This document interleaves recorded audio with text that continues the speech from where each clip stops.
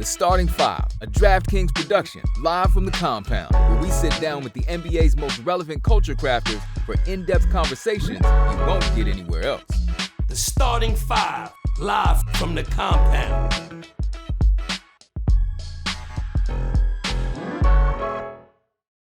Yo. J-Dub, What up, J-Will, J-Pill. Appreciate you having me here. Thank you for coming, man. Welcome to the compound, bro. What up, dude, bro? What's up? Ain't nothing. Love. You good? Yes, sir. Yes, sir. Have a seat, man. Yes, sir.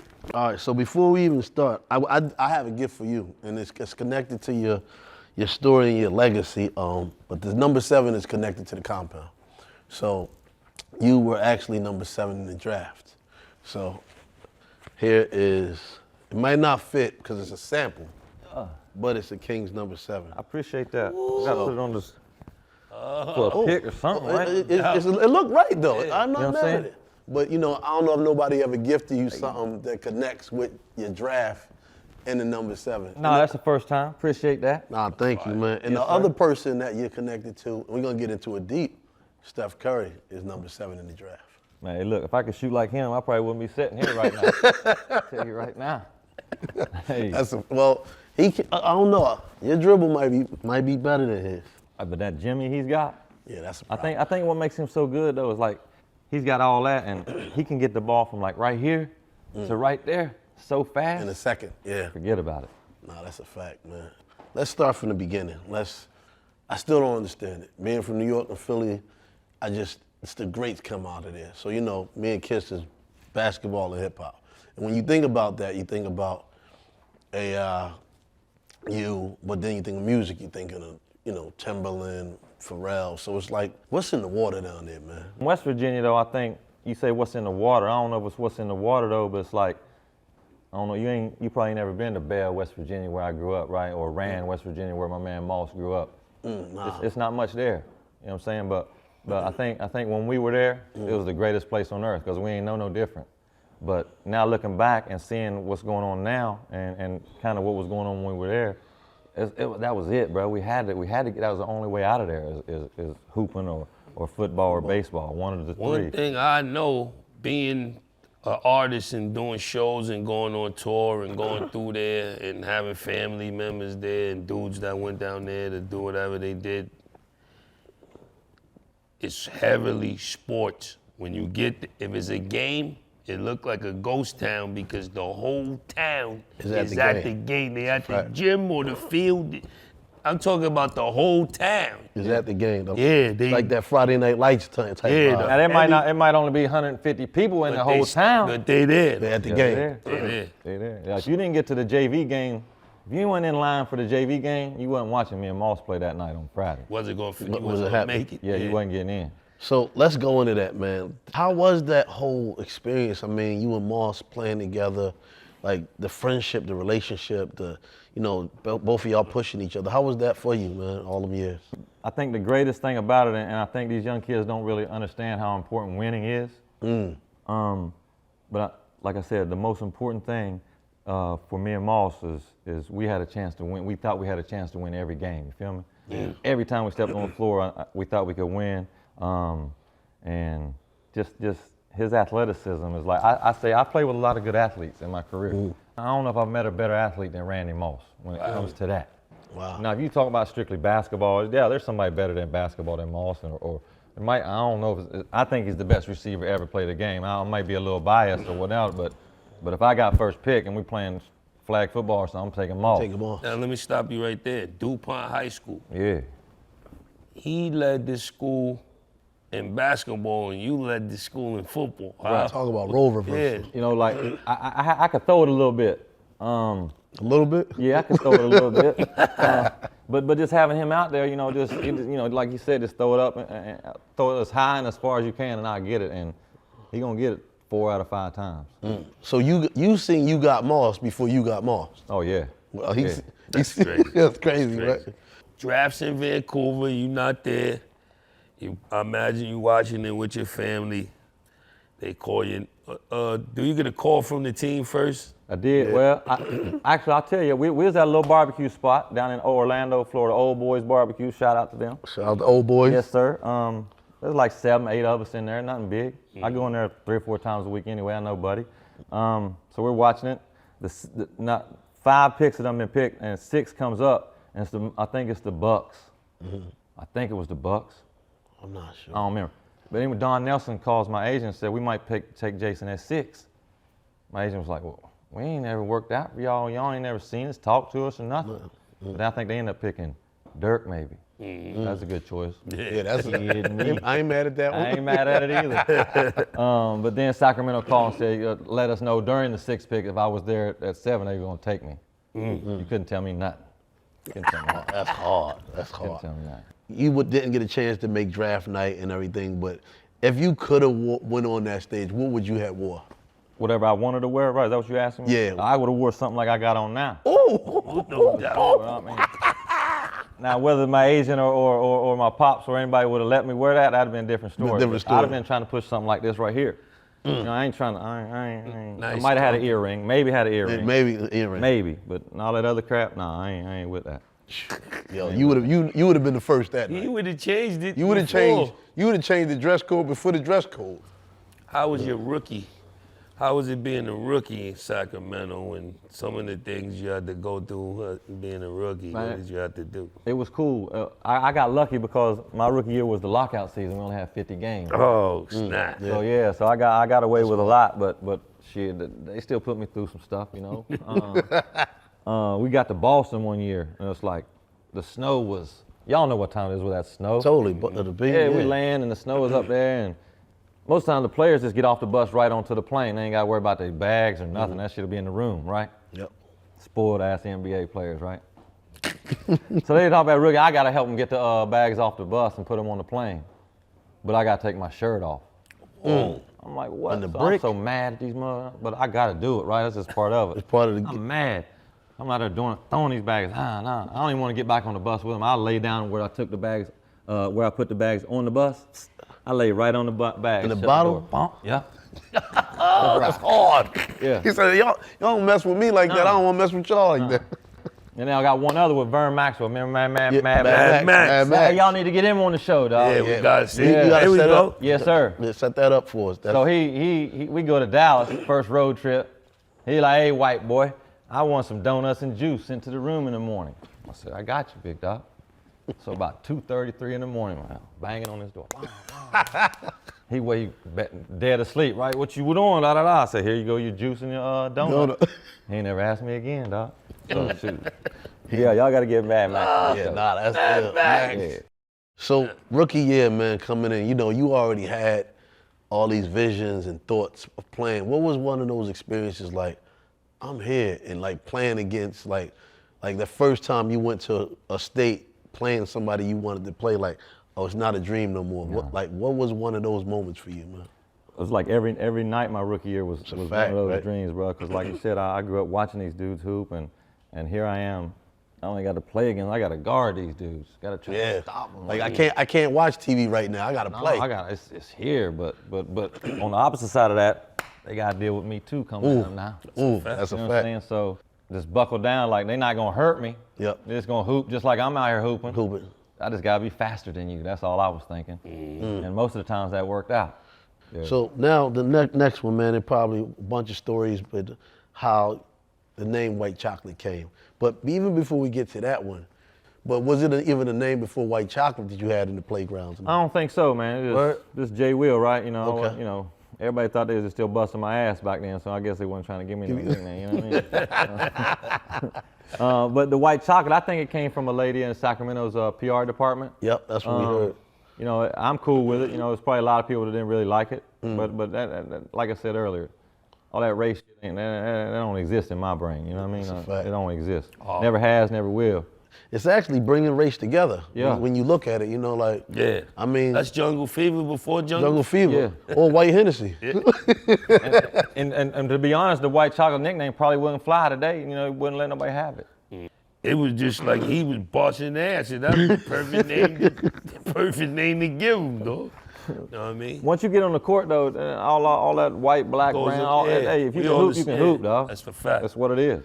We got to talk about the no look around the back off the elbow pass. Yeah. How How'd you?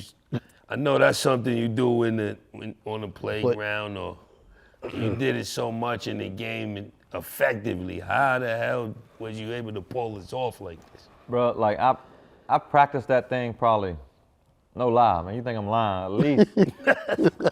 At least 10,000 times I've tried that thing, right? Yeah. And probably only been successful 4 or 5. So, but this happened to be successful at the right time. Yeah. You know what I mean? But fell upon it one day, bro. I'm in the gym doing my thing, working out or whatever.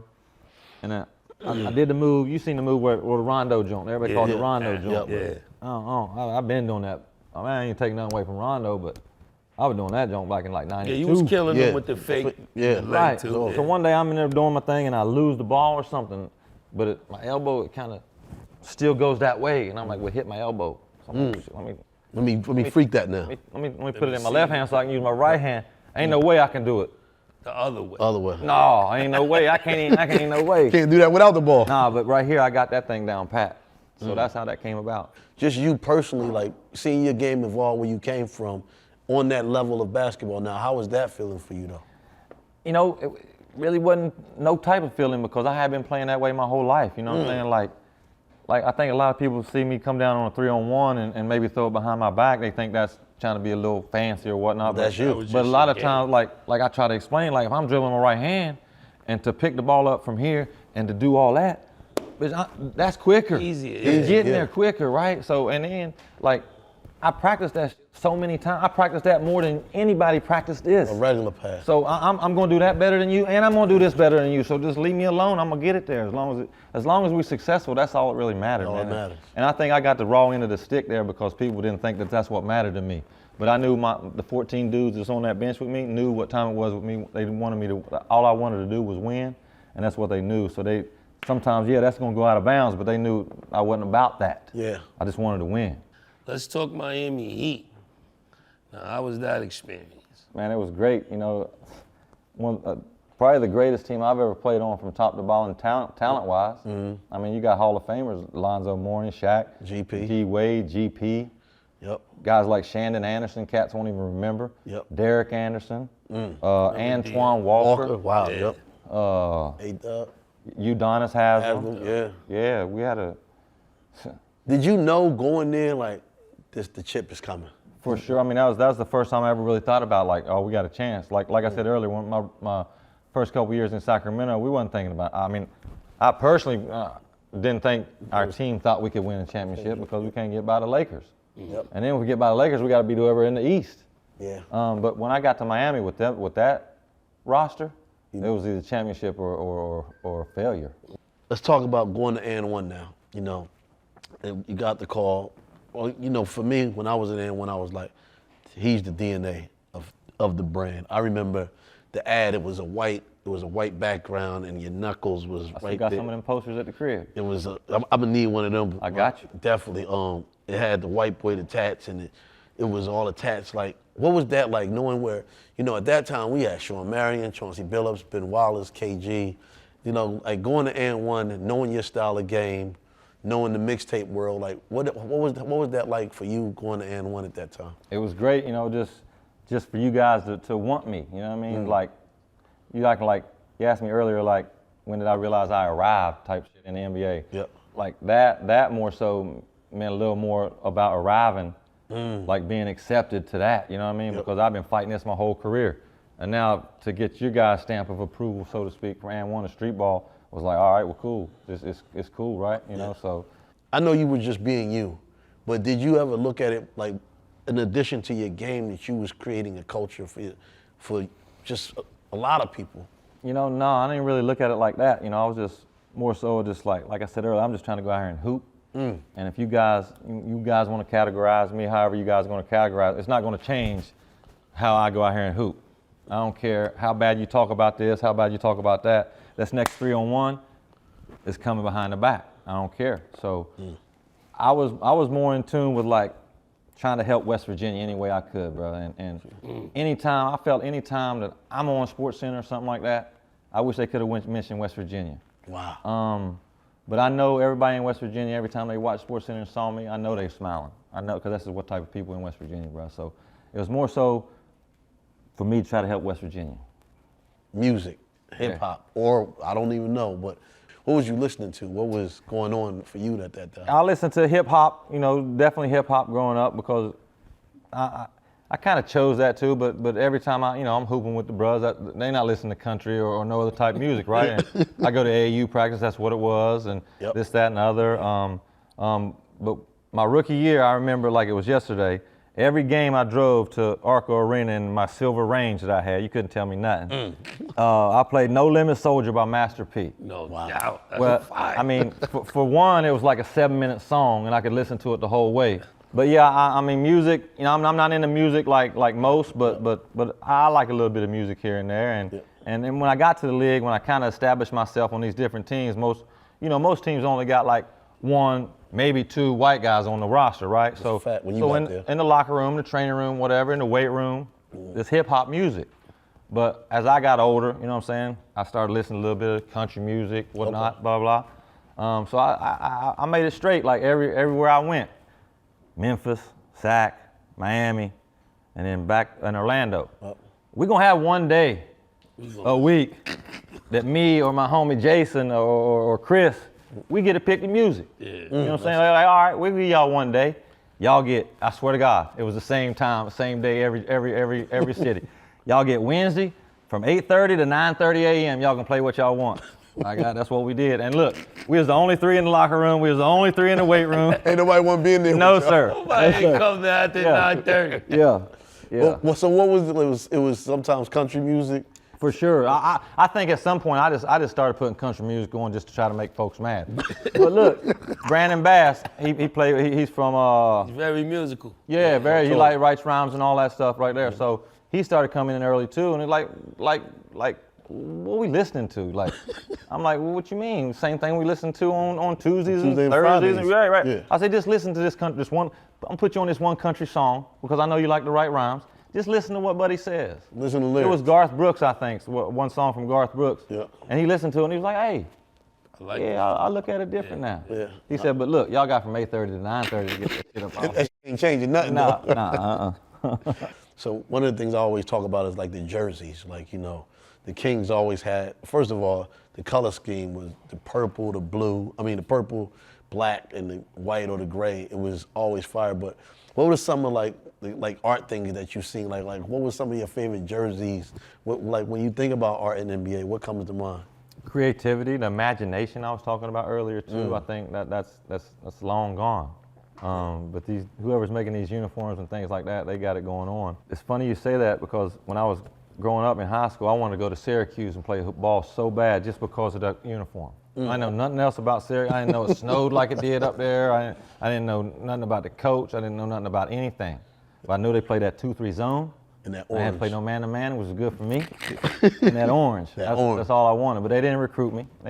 So I went different way. Might not have worked out playing that rag-glass zone. One of my favorite uniforms that the Kings had, y'all had this almost Grand Prix checkered flag type. It was like, and I was like, yo, is the NBA starting to do NASCAR? Because y'all was the only one, and I don't know if it went down the side or but it was like I got a pair of sample shorts from Mitchell and that shit. Got the the checker pattern. Yeah. Yeah, that was one of my. Sacramento. That Grand Prix NBA look was out of here, man. And back then, jerseys was hanging down below your knees and all that. Yeah, how was it playing like that, It man? was crazy. I look back and the number that was on my jersey, that bitch was probably like that big, man. Like, how you can't even see my name on it. Did that big jersey ever get in the way from, especially you? No, them small ass shorts they wear today, they gonna get in my way. I couldn't do it today. That brings like when I was like 9 years old. This is a good one. When I was 9, I was playing biddy basketball. We called it biddy basketball where I grew up. Biddy. But I remember them old polyester gym shorts. So I had the short joints, like shorter than John Stockton's, but I didn't want my leg to show. But I couldn't find no tights Under it. I couldn't find nothing tight enough to fit my little ass legs. They'd be baggy. So look, I had to buy some extra small knee braces. Knee braces and pull them And all the way pull up them on my thigh. just so it looked like the tights was laying there. the tight. Yeah, you was creative. Of course. So let's go into now, man, the game.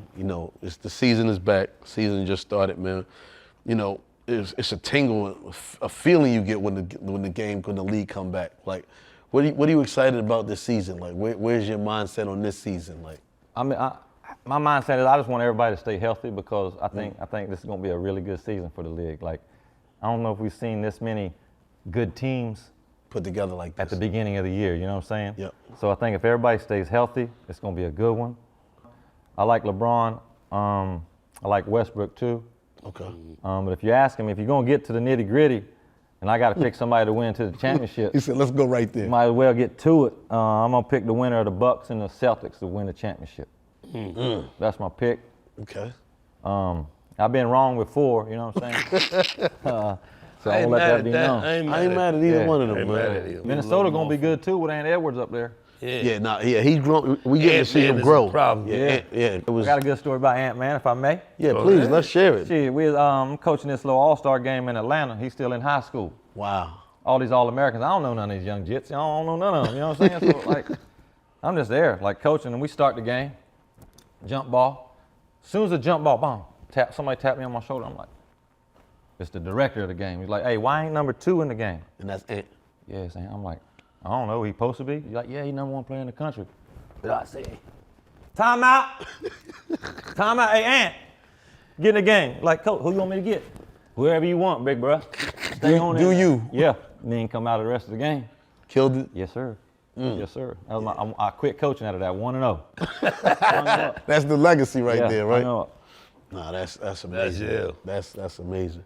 So now, the NBA is always innovating new things, new scenarios. Let's talk about the in-season tournament coming up, When you see the league progressing with these new type of scenarios for the league, what do you think? Took that from over the water, though. Yeah, definitely. They took it over. What do you think about it? I mean, I think it's cool for the fan, but like as a player, I just look back at my time in the league. It's like I want to go back to East and Western All-Star game. I like it's cool for have Ron and them guys pick teams and things like that, but I'm kind of old school in that regard. The teams are still set up East and West. Yeah, so. just do it like it has been, and I know everybody knows why they're putting on in-season tournament, right? It's all about the bread and the fans, right? Yep. But at the same time, and they put an extra tournament, but they don't want people to rest.